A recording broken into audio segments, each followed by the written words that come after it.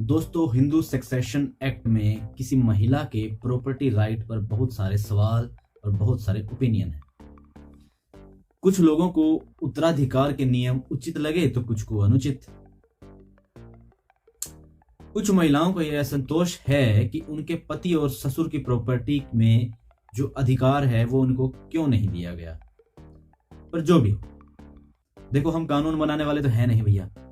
हम हैं बने हुए कानून को थोड़ी बहुत समझने की कोशिश कर सकते हैं और इजी लैंग्वेज में आप तक पहुंचा सकते हैं। तो इसी क्रम में आज हम आपके सामने ये वीडियो लेके आए हैं हिंदू सक्सेशन एक्ट में किसी महिला को दिए गए बहुत ही खास अधिकार के बारे में। नमस्कार, आपका स्वागत है आपके अपने लीगल डाकिया चैनल में। मैं उम्मीद करता हूँ आप सारे स्वस्थ होंगे और मस्त होंगे। आप हमारे चैनल को फ्री में ग्रो कराने में मदद कर सकते हैं, चाहे तो इसे लाइक शेयर सब्सक्राइब कर सकते हैं। दोस्तों, आज किसी महिला के प्रॉपर्टी राइट के बारे में भले ही किसी महिला को असंतोष हो, लेकिन उसकी स्थिति 1956 के बाद काफी बेहतर हुई है और कुछ मामलों में महिलाओं के अधिकार पुरुषों के अधिकारों से काफी मजबूत हैं।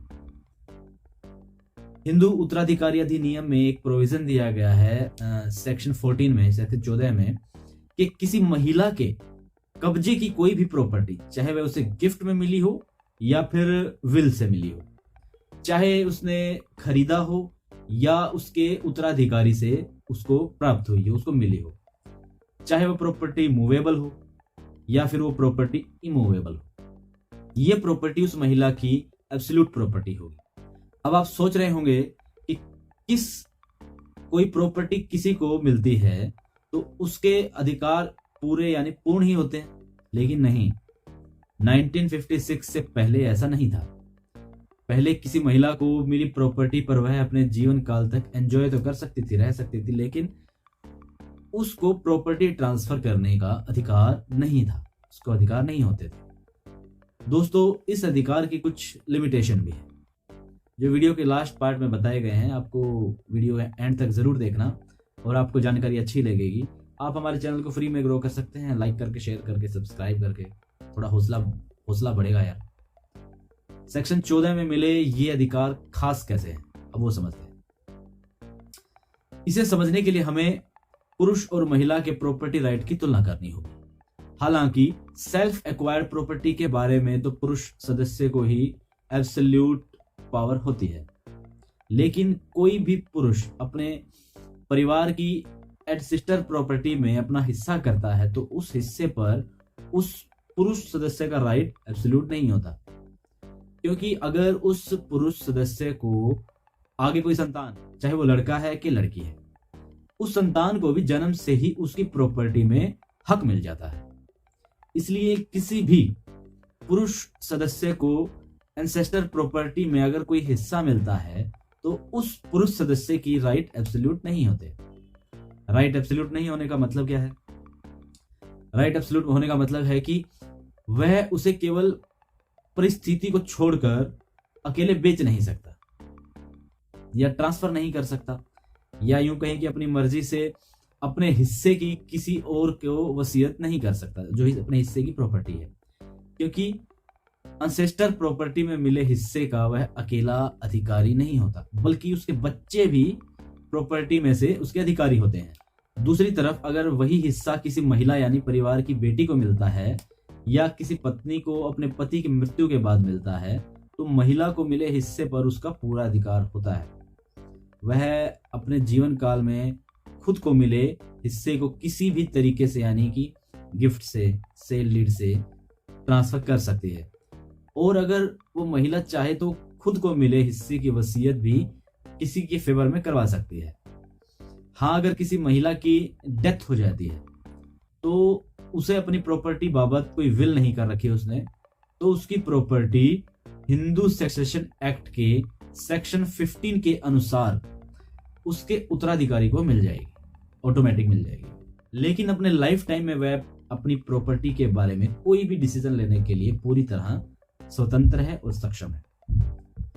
इस पर कोई उसे रोक के कोई चैलेंज नहीं कर सकता।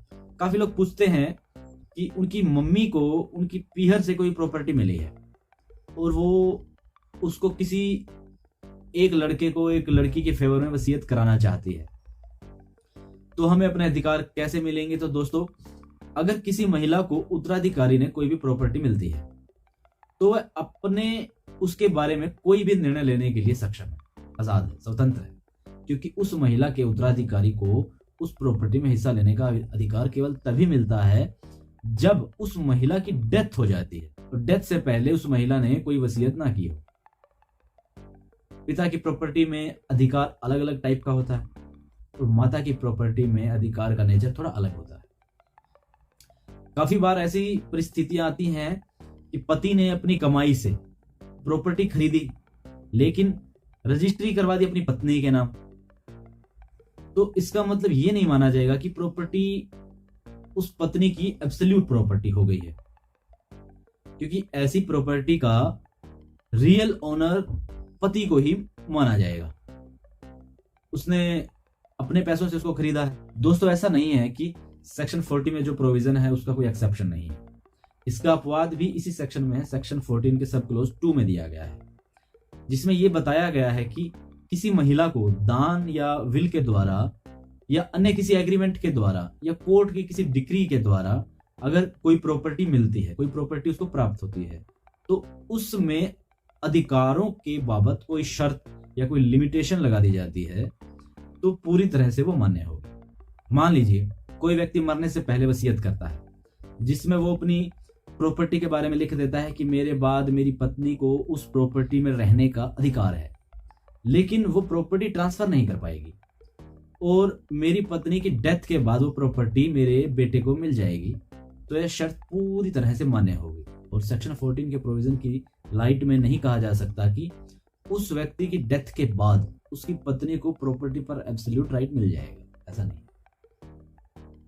ऐसे ही अगर किसी कोर्ट प्रोसीडिंग में किसी महिला को कोई प्रॉपर्टी रहने के लिए दिलवाई गई है और यह कंडीशन रख दी कि जब तक वो महिला यानी कि अपनी पूरी लाइफ टाइम तक उस प्रॉपर्टी को एंजॉय करके उसमें रहने की हकदार है, लेकिन महिला की डेथ पर प्रॉपर्टी वापस ओरिजिनल ओनर के पास चली जाएगी, तो ऐसी शर्त भी लीगल होती है और इस तरह से मिली प्रॉपर्टी पर किसी महिला का एब्सोल्यूट राइट भी नहीं है।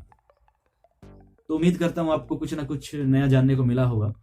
आप हमारे चैनल को फ्री में ग्रो करने में मदद कर सकते हैं। आप चाहें तो सब्सक्राइब, लाइक कर सकते हैं।